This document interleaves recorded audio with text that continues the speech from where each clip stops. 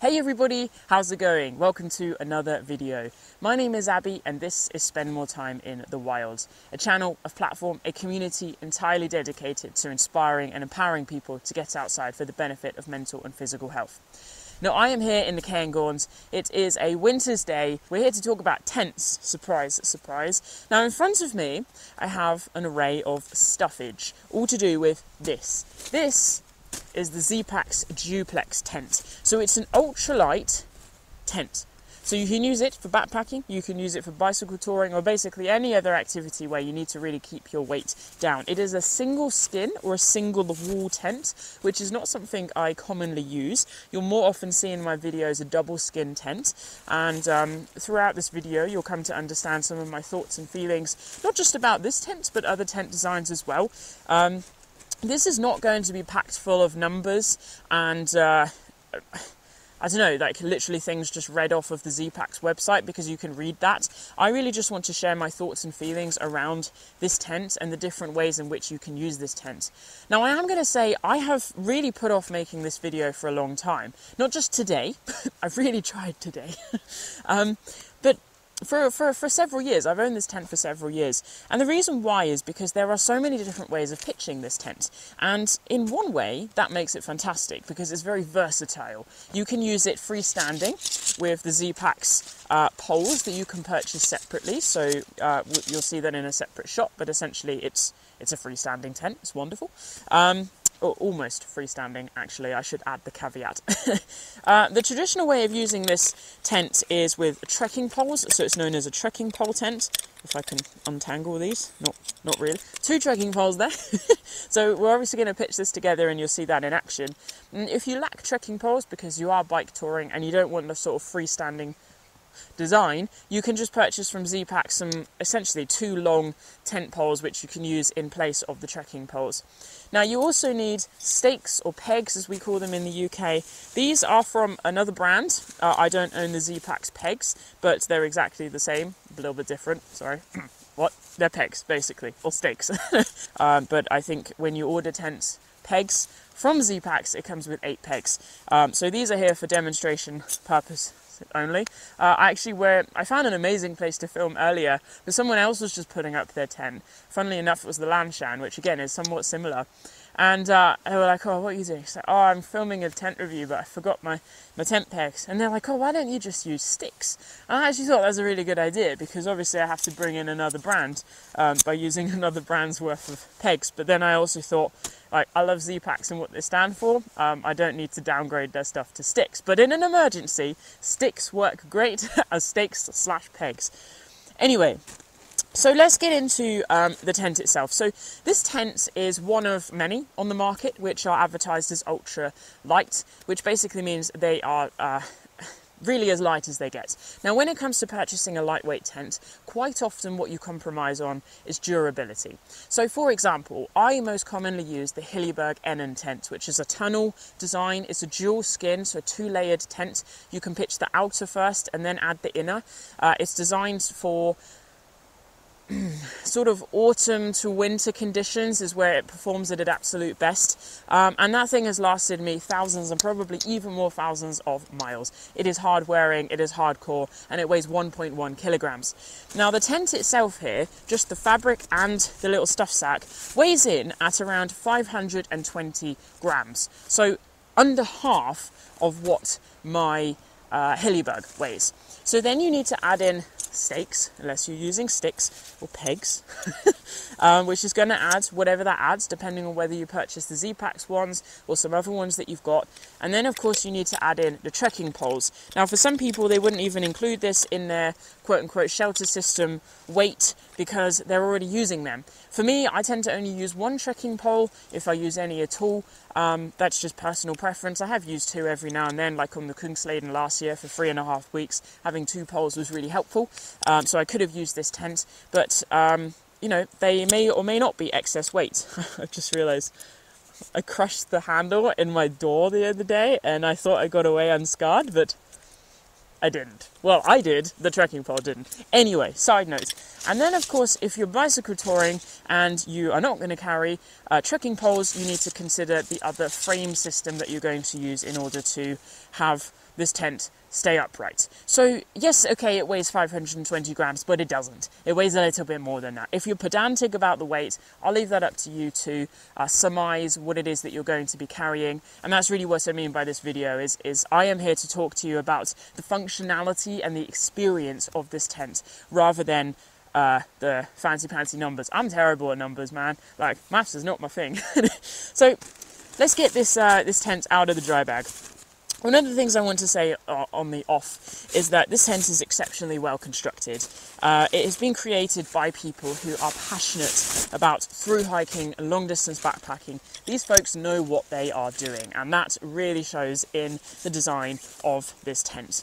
So ZPacks actually sell it as being able to last for the length of at least one 2,500 mile trek. So that's a shed load of camping. And of course, if you're not hiking one of these big bazillion month treks such as the Appalachian, PCT, Continental Drive, whatever, then you're going to get a fair amount of life out of this tent so long as you look after it. And that again it's the same for any piece of kit. You know, kit is an investment. Kit costs money. Kit is your safety system. So I always recommend that you look after things. When you finish a trip, that you take the time to debrief and to clean your kit and repair anything that needs repairing so that you can really prolong the life of your equipment. And don't be afraid to go back to the brand as well and say, listen, this has happened to my rucksack or my sleeping bag or my jacket or my tent. Are you able to help? And I have no doubt that they will, because these guys care about their products, and ZPacks, that certainly shows. I will say that I do work with ZPacks. They have not asked me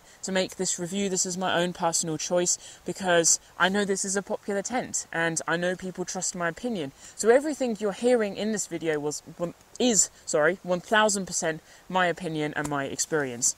So we've talked about the weight. We're going to talk about the fabric in a minute that adds up to the weight of this tent. The other thing I want to say about this tent is that it costs $699. Now that's actually a lot of money.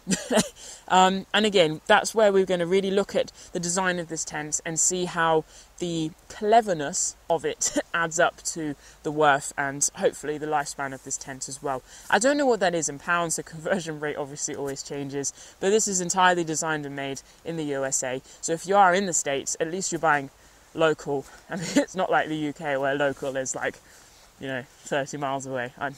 The States is quite big, as I've come to learn this year. Right, let's look at the tent.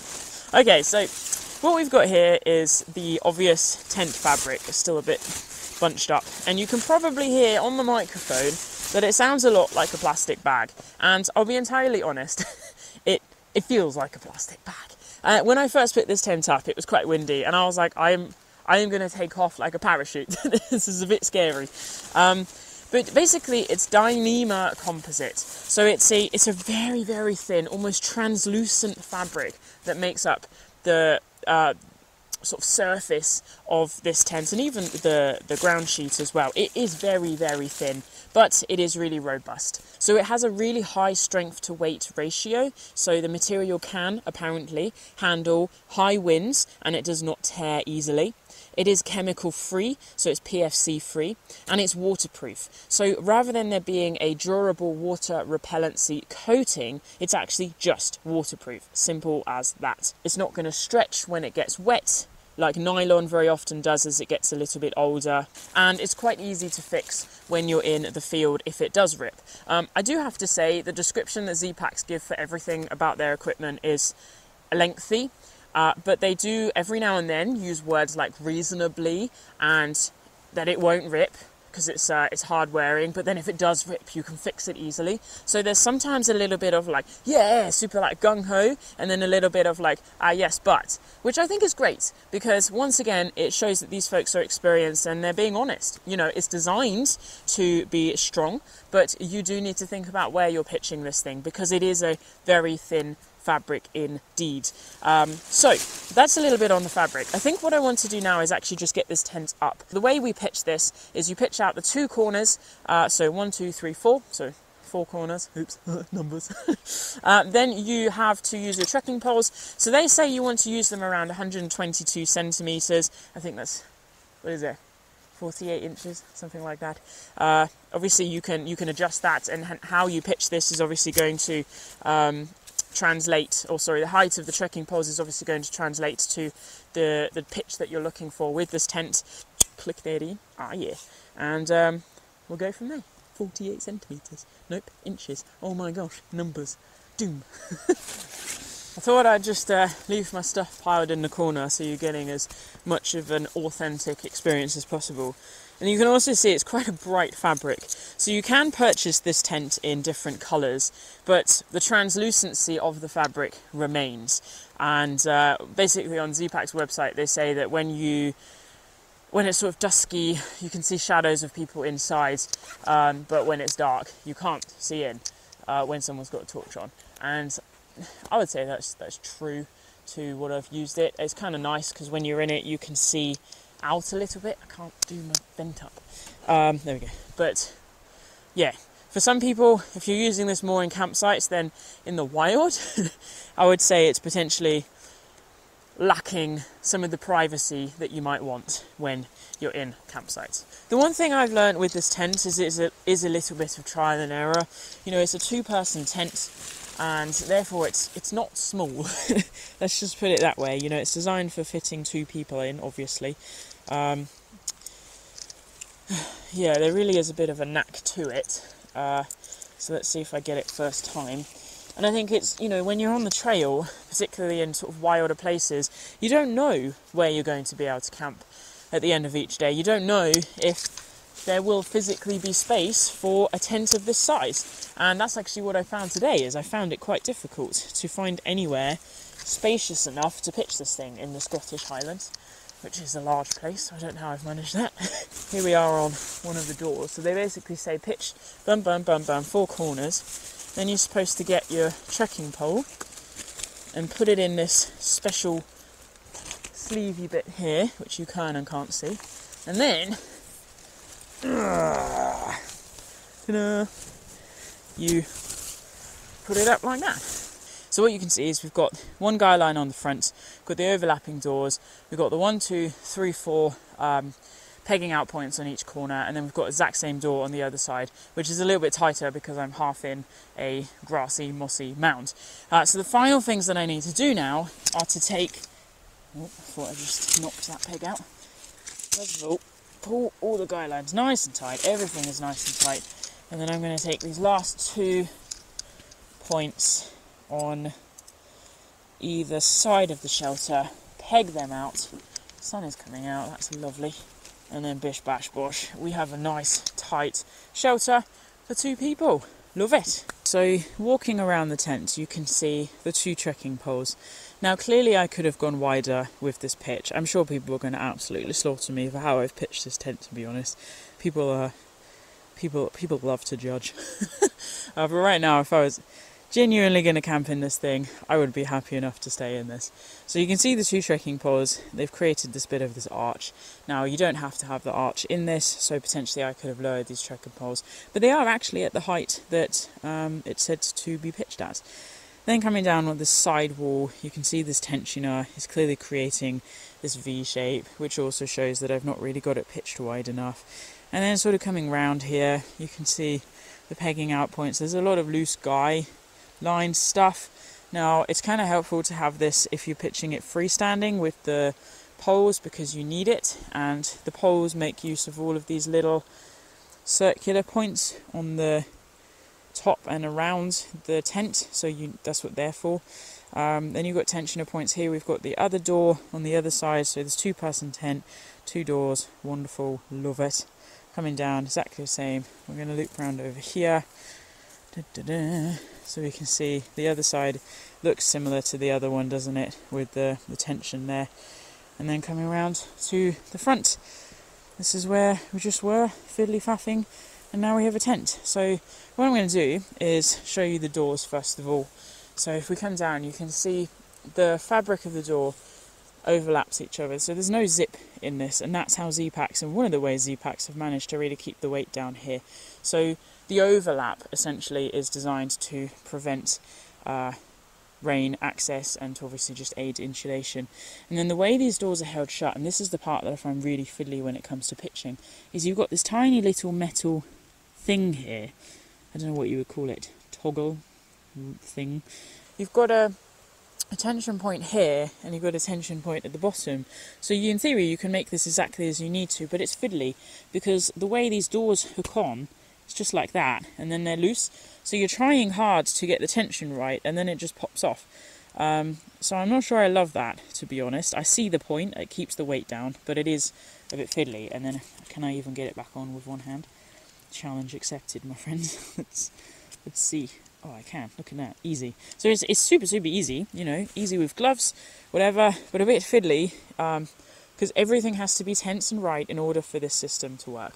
And then the doors literally hold shut with this toggle, and then obviously you get access to the inside, which is where we're going to go in a minute. So let me get this door rolled up, and you can see that they can be rolled up here and pegged back. Same on this side here and pegged back. And we can talk more about the inside of the tent. So what I want to point out here is this is where it can be a little bit confusing to understand the concept of this being a single skin tent, because we have this outer fabric and then, wait, there's a door and everything. But the way this works is essentially it's attached to this outside fabric. So there's nothing between this fabric and this fabric once you actually get into the tent. So this is your roof fabric. And that's where it's different from a 2-layered tent where you can take down each layer separately, and that has pros and cons. So for me, the struggle I think I have with these single skin tents is A, they're very prone to condensation, brackets, so are all tents in certain conditions, close bracket. But when it comes to heavy rainfall or a night of heavy condensation, usually what I do in my dual wall tent is I take down the inner and I protect that and I put it away somewhere dry so that it stays dry. Or if I go somewhere and I have the opportunity to dry it, I will dry it. The outer stays wet with rain and condensation. That can be put up separately, that can wind dry, but the inner is still generally dry. And what that means is I almost always have a dry-ish space to sleep in. I say ish because I have struggled a lot with condensation in the past.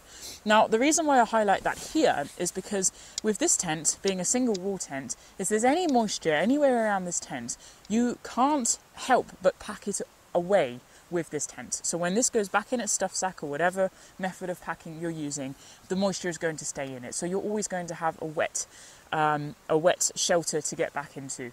Now the nice thing is, because it's so lightweight, any kind of wind is going to help dry this tent out. Wind is much more your friend when it comes to drying out tent fabrics than sunshine. So I always recommend pitching somewhere that's slightly windy and exposed. Now we've already talked about the fact that ZPacks say that this is a reasonably well wind-proofed tent, in a sense that it's designed to withstand high winds. They just say the main weak point is the pegs. So long as your pegs stay in, this tent will stay up.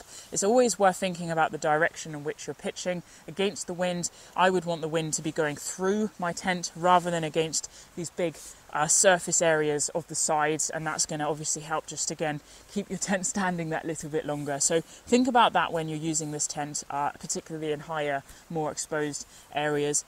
Now of course you do need to be able to get these tent pegs in somewhere where they can really get into the ground. So in alpine environments that can be more difficult. If you're finding that the pegs are sticking out of the ground, a nice thing you can do is put rocks on top. But because this is a tension tent, it is absolutely essential that these pegs are in the ground as firmly as possible. And that's something else to really consider. Where are you going to be using this tent? Because it requires a few things to be ticked off in order for it to function properly. If you're in places, woodlands like this, with needles on the floor, with moss on the floor, with leaves on the floor, you're going to be absolutely fine, because you can get those tent pegs in and you've got enough space underneath the canopy to sort yourself out. But because we're not above the tree line, somewhere where it's a bit windier, of course we're going to be getting more condensation. So, you kind of go, well, like, where do I best use this? And that's really, down to personal preference. So that's just a little bit on the functionality of the single skin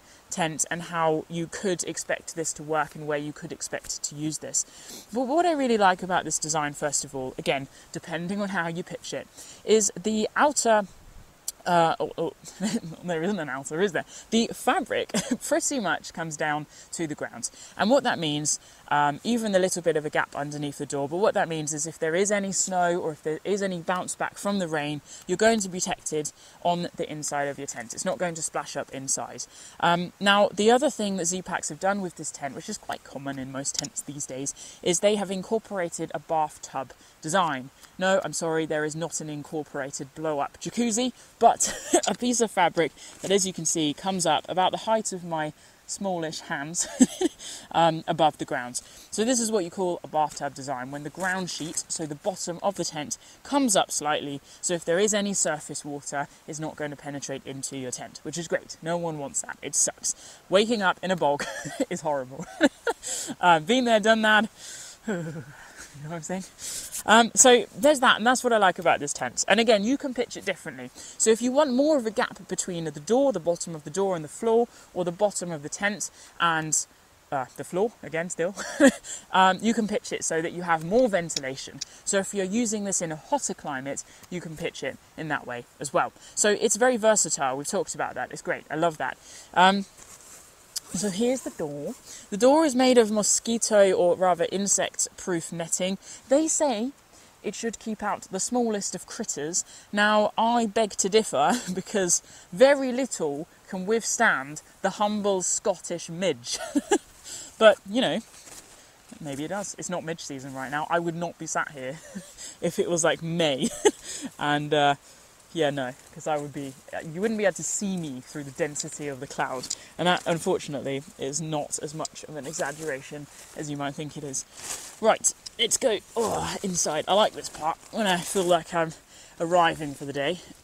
I'm not going to move that. I could straighten that out, actually. Once you're inside the tent, it's actually quite nice, because you can get a little bit of a feel for how you've pitched it. So, as with every tent, I strongly recommend you try it in your garden first. If you don't have a garden, then your local park. It's a good reputation to have, don't worry, been there. So yeah, it's nice because you can really see where the tension is, where you can improve the setup, and how this sort of inner section is aligning with the outer, sort of what everything is doing. So I'm going to just bring you in a little bit closer so you can see what I can see, and we'll talk through some of the cool stuff about this tent, shall we? Right, let's see if we can get through this before it completely gets dark, shall we? So, we're inside the tent. I have to say, it feels lovely. This is where I really do appreciate the translucent nature of this tent fabric, because on particularly the seasons where it gets dark quite early, it's nice because you're maximising the experience of light that you get. Like if you're pitching up now, knowing it's going to be dark in an hour, you're still going to be able to experience that daylight, which does wonders for the morale. I can see the canopy through this, I can see the setting sun, and it's all rather nice actually. However, there is a time and place where it feels nice to be shut off from nature in your little tent, so this could feel exposing depending on where you are up to in your personal journey of wild camping. So the first thing I can say is, you know, being 5'7", despite how I've pitched it with a slight sag in the middle, I can sit upright, which is very nice. Good reason to stretch out my back actually, isn't it? And you could definitely park two people here. I quite like the tent pole being the main divider, because that's your side, this is my side. But of course you can lie lengthways, that's kind of the point. If you suddenly lie widthwise, do you know what? Why not? But what's also really nice about this design is obviously you can designate a side per person, or per person and one for the animal if you're hiking with a dog. Again, you can see here with the ground sheet that I've not pitched this as tightly as it could be. There's certainly more width to be gained from this. But what I really appreciate about this tent is it actually feels like the ground sheet does something. It feels thick, it feels robust. It's made of slightly tighter, denser fabric than the outer, I believe. And I can testify to that. Like, there actually feels like there's protection from the ground. Some of these super lightweight tents, the ground sheet is barely thicker than the super lightweight fabric. And you notice that, and therefore you need to add more insulation protection for yourself, because you're not protected from the ground. Now, ZPacks do offer a footprint with this tent. They say that you don't need it. And I would agree with that. Why carry it? So there we go. That's a little bit about the ground sheet. You've seen the door. It's a full-on a door, shockingly, made out of mosquito net or insect net. So what we've also got here, I think you can see that, yes, just about, is the pole in the way, sort of, if I pull it down. You've got these tiny thin elastic tensioners. Essentially these can be used to pull the outer fabric or the roof fabric in a little bit, or to give it a bit more flex. That's in partnership with those toggle points on the outside, which you've already seen. And what I really like about how this tent is designed is you do have that solid slope, so water is going to be running off. I mean, yes, for me it's going to be pooling in the middle, but hopefully then running off either side, and all will be hunky-dory in the world of the duplex. So that's a really well thought through thing as well. And the other thing, of course, is condensation. We've talked about that. If you have got that building up on the inside of the tent, it will run down, hopefully, rather than drop off, because it does happen. And you've got a vent at the bottom. So the bathtub design kind of goes like this, and then it goes out to another piece of insect-proof fabric, and then it comes down and meets, or then the roof comes down and meets it. Hopefully that makes sense. And there's enough space here to, you know, I can do some archery.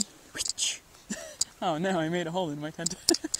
No, to fully move around and not have to touch the tent fabric, so that you get that condensation on your clothing and your skin, which is great, because that's going to mean you're warmer. So looking behind me, again, I think you can see that. Yes, you can. So this is obviously the other side. There are two doors. Did I mention that already? It's great. You can see here one of the pockets. So both sides has a little 8x8 pocket. I've got the tiny repair sleeve thing that they give you in that one. Not that I ever want to use that, because that would be sad. And obviously there's another pocket here. So they're great for things that you need to put in a pocket. Personally, snacks, always. I would line this entire thing with snacks. So this tent doesn't have any kind of washing line attached. I don't think there's even a... Is there? Oh, there is potentially a tying off point, so you could tie a little bit of a washing line, drying line, whatever you want to call it, because it's nice to utilise the height in a tent like this. You know, the smaller tents, the tunnel designs, it's tricky to dry things, quite frankly. So yeah, there's nothing like that in here, but you could definitely install that. But you would need a certain degree of flexibility in that tent line, so that you can pull this tent nice and tight, and the tent line doesn't stop the expansion of the tent fabric as you're pitching it. So that's one thing to bear in mind there. You know, I can definitely mention that I like the fact that with these doors you can have one open, you can have two open, you can have three open, or you can have four open with the whole clipping system. Yes, it is that little bit fiddlier, but you can completely protect yourself from the wind. You can cook in that porch area, or you can have it just completely open and take in the vistas 180 degrees added together. And that's really nice, and that is a standout feature for me of this tent. If you're going to be somewhere where there are views to be maximised, this is the tent to do it in, without a doubt. You've not got any fabric here to get in the way, and I like that. You know, potentially even if you're staking out in a forest and trying to do some wildlife watching, I think it could be really good for that as well. It's a nice base camp. So yeah, you know, it's an interesting tent, and I think it is definitely a personal choice whether or not this is the kind of tent that you would like, but I can certainly see that if you're in the conditions where this tent thrives, having that minimal weight for your shelter system is hallelujah worthy. It's amazing. It really, really is. And as I keep mentioning, everything about this tent is so well thought through. We've got taped seams, so I forgot to mention that. But basically where the fabric has all been sewn together, obviously that's a weak point. Rain can get through, but it doesn't, because it's factory taped, and you shouldn't need to reproof that. The entire thing being, you know, ethical, without those PFCs in there, without the DWR coating as well, which needs reproofing. I love that as well. It's really nice that, you know, it incorporates other pieces of kit. But I guess what I would say is, what happens if you break your trekking pole? You kind of lose your shelter system, you know. And these three quarter length trekking poles are quite easy to break, actually. What you know, you need to think about the different situations and scenarios. It's always fantastic to reduce your weight, but you always need to have that what if contingency, because your kit, I think I already mentioned, is your safety system. So it's really important that you're doing things properly and thoroughly, and maybe have a little bit of a backup plan depending on where you are and how far away you're going to be from help. Don't forget, duct tape fixes most things. So I guess in order to wrap this thing up, what I just want to do is get out my roll mat and some of my stuff, and you can see what it looks like for one person. Because this is such a lightweight tent, if you can carry it, why not? You've got a lot of space, it's going to help reduce condensation. So let's get that in, and then we'll wrap this thing up with a conclusion. Right then folks, here we go. So I'm in the tent now and my boots are off, which is very nice. You can see what I've done here is I've just put my boots here for scale. They smell. So yeah, you can definitely store your boots out there, absolutely no problem, and still have them somewhat protected from any rain being bounced back. And here's just my little stove, so you can see what that fits in like as well. So you could cook here and be quite protected from the elements. I know a lot of people say don't cook in the porch, but I cook in my porch all the time. Again, personal choice, my life, do what I want, thank you. So, size-wise, it is phenomenal. There is so much space in this tent. I'm going to lie down. There is space. I'll just stay here now. There's space above my head, there's space below my feet. I feel like it's nice because I'm kind of looking at the sky, even though I'm not. It's amazing. You can see I've completely spread out to the side of me. Here you go. Oh, that's a cool shot. Look at that. And there's my whole body. Whoop-de-doo. Oh, oops. There's space. There's so much space. Like, you could pretty much have a yoga class in this tent. Not quite, but almost. No, and it's amazing, and I think that again would do wonders for the morale. If you're going to be somewhere where potentially, you know, you might be weathered in, or you've got shorter days and just being cooped up in your tent, I think it's nice to be cooped up somewhere as spacious as this. So I cannot fault this tent in any way, shape or form when it comes to the size. The only percentage that might knock that down is, as I say, if you're going to be somewhere where you can't find a big enough space to pitch this thing. This side, you can probably just about see, is not really much of a door. It's in the moss wall. So because of that larger footprint, it is a little bit more difficult to find places to fit it in. But no, this is it. I just wanted to give you that size. I haven't bothered blowing this up or getting my sleeping mat out because, as you can see, I really am running out of daylight here, and I want to wrap this thing up. So the whole idea of making this video was to give you an example of what it looks like, what it feels like, the struggle that it can be to pitch it if you're quite new to this tent, and the fact that can come across as a bit intimidating, the demands of this tent, but the absolute successes and gifts of this tent as well. Now, don't forget, you can use it with the frame system. I'm not going to have time to do that today, but I'll add that as a separate shot. But that is amazing if you're not going to be hiking and you don't have trekking poles. So basically it forms this cross system either side, and then it pulls out. And actually I find you can get almost a better shape with that. It's quite a nice system, to be honest, but again, a little bit fiddly. So really have a think about where you're going to be using this tent, if it's a tent that you would like to purchase and you think would see you through some adventures. Have a think about the environment, the mileage, the distance, how much time you're going to be spending in your tent. Truthfully, if you're not going to be spending much time in your tent, I don't know if it's necessary, but if there's two of you, I think it's great. So it's entirely subjective, and that's why I make these review videos, or these first impression videos, or whatever they're called, is to just pop some thoughts into your head, basically, because for some people this tent will work, for others it won't, and for other chapters in one's life it'll work even better. So lots and lots to think about, not lots of features to talk about, because it is such a simple, amazing tent. So I'm definitely looking forward to my next night in this tent. It is not going to be tonight because I have somewhere to be. Yeah, let me know what you think in the comments section below. Hopefully you won't slate me for how I've pitched it, because it's quite comfortable inside, I'll tell you that much.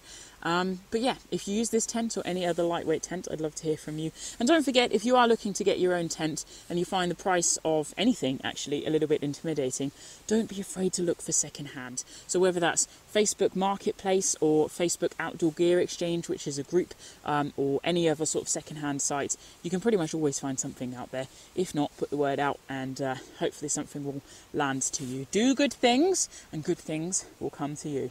And that seems like a good note to end this on. Thank you for watching, folks. Until next time, enjoy your adventures, enjoy your tents, enjoy your camping, and stay wild. I'll see you soon.